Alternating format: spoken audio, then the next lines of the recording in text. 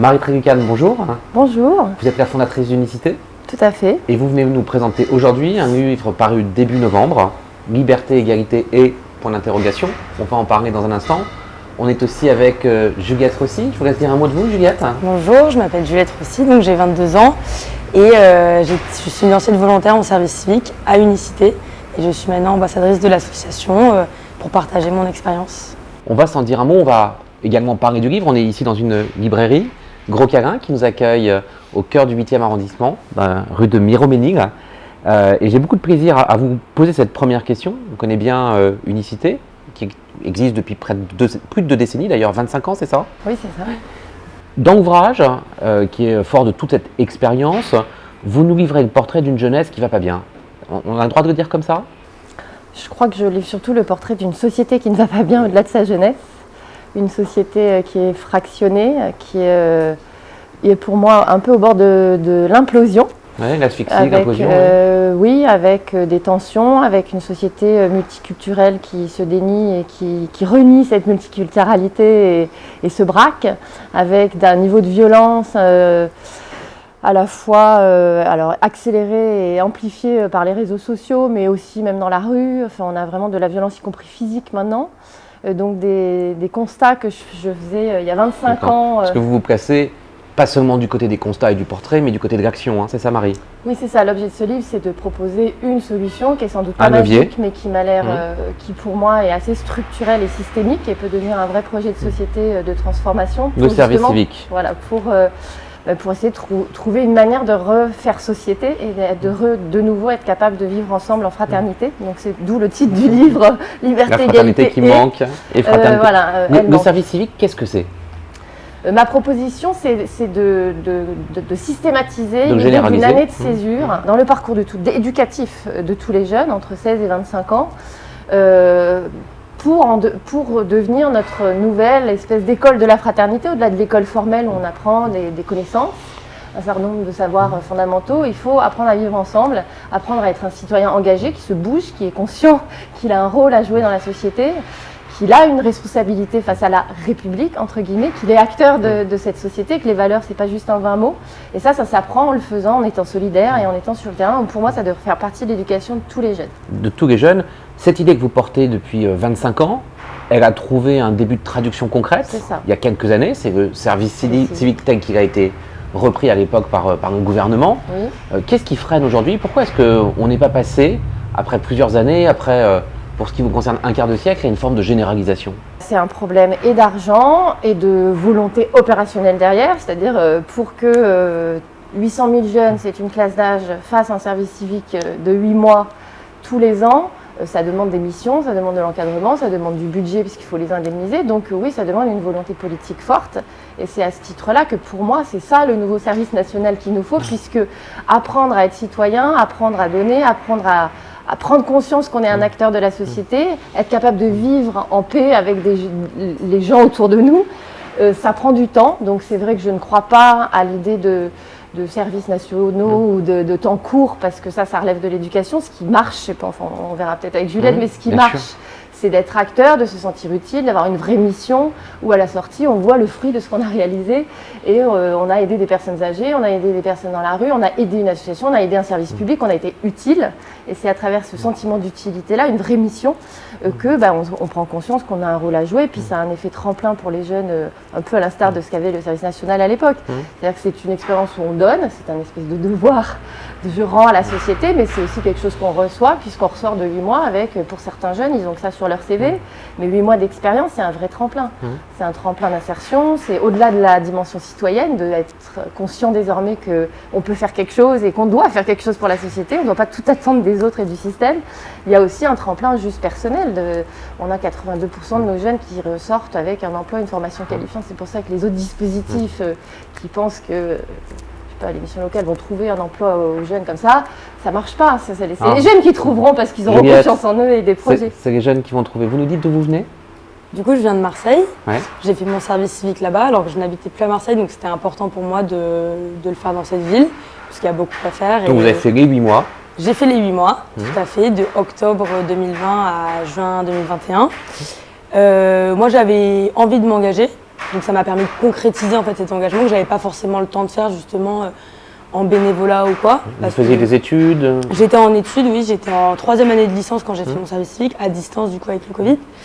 Et donc ça m'a permis de m'engager concrètement. Et du coup j'étais avec d'autres jeunes dans mon équipe.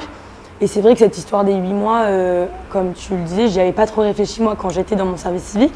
Ça a permis en fait, nous on était une équipe de 24 et ça a permis à ceux qui comme moi se sont impliqués directement de savourer les 8 mois et d'y être à fond.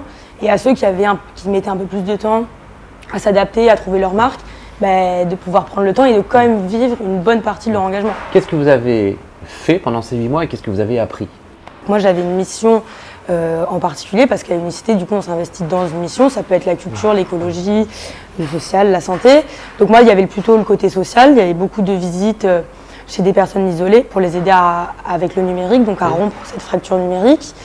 Il y a eu beaucoup de missions dites collectives ou d'urgence, donc là où on était avec les autres volontaires de l'antenne d'unicité à Marseille. Donc beaucoup de collecte et redistribution de colis alimentaires, surtout en période de Covid, ça a été un peu monumental. Et ensuite, je travaillais aussi, la mission dans laquelle j'étais, il y avait 10 places qui étaient réservées à des jeunes qui ont le statut de réfugiés. Et du coup, on était avec eux en binôme pour certaines missions. Et aussi, on avait un accompagnement où on faisait des cours de français de pair à pair.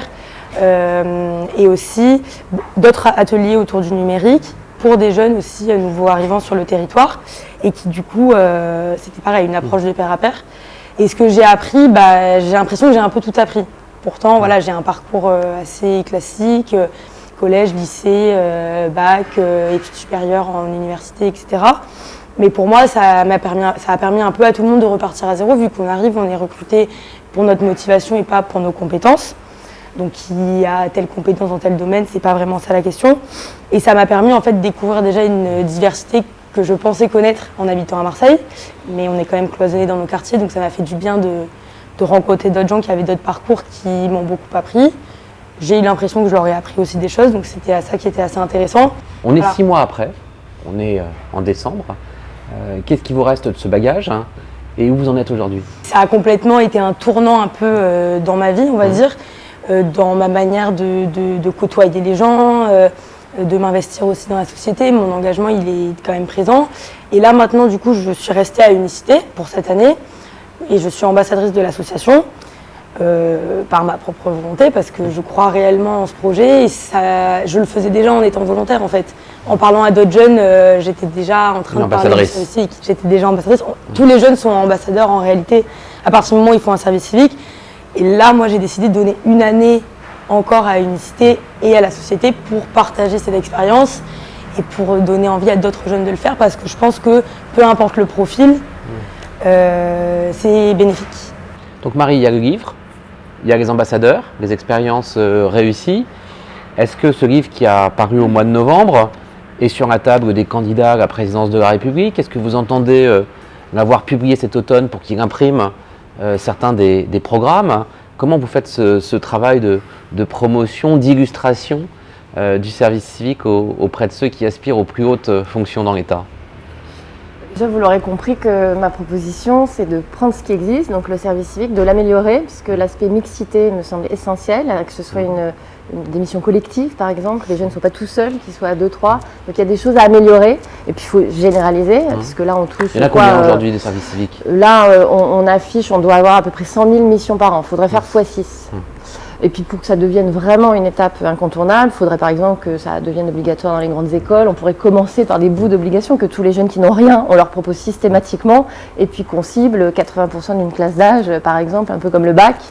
Voilà, que notre ambition collective soit que ça fasse partie de l'éducation de tout le monde, et donc, admettons, pour les 5 prochaines années, que le prochain président ou la présidente de la République puisse dire...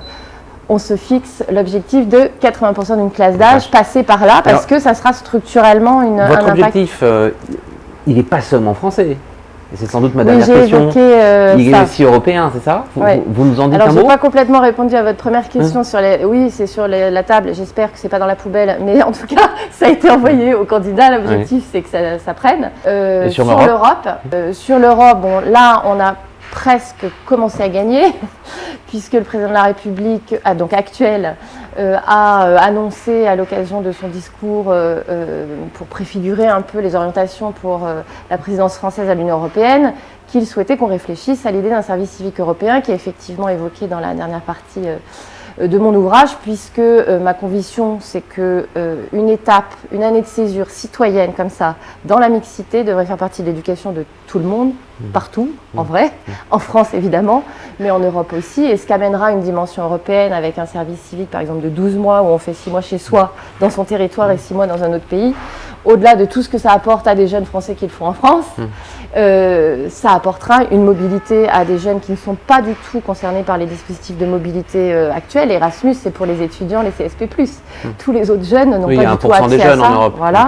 Donc c'est amener un autre vecteur de mobilité. Et on sait que la mobilité est un vecteur d'insertion et de professionnel. Et troisièmement, ça amènera un sentiment, enfin j'en suis persuadée, on a commencé à l'expérimenter dans le Grand Est, donc je l'ai vu, d'appartenance à l'Europe qui fait complètement défaut. Il n'y a plus du tout de sentiment d'appartenance à l'Europe. Il y a un peu des intellectuels, il y a des anti, il y a des pour, ça reste dans le milieu intellectuel. Chez les jeunes, à part Erasmus, ça n'existe pas.